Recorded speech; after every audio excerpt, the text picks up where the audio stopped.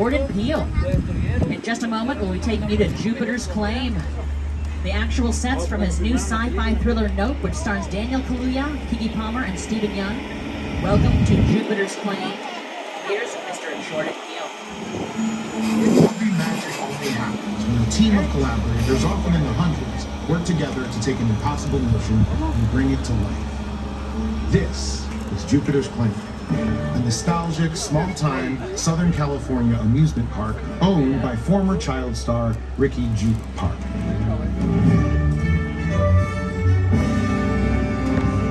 Over there, look into the winking well and have your picture taken just like the kids in that old 90s movie Kid Sheriff. That's what this whole place is loosely based on. Remember that one? No? Well, I do. A little further down, you can see the brand new Star Lasso experience. Built to showcase an unbelievable new live show.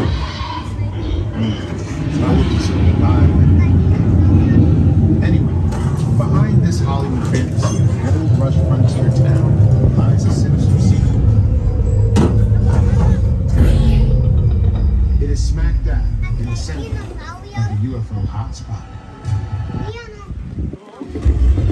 Welcome to the world.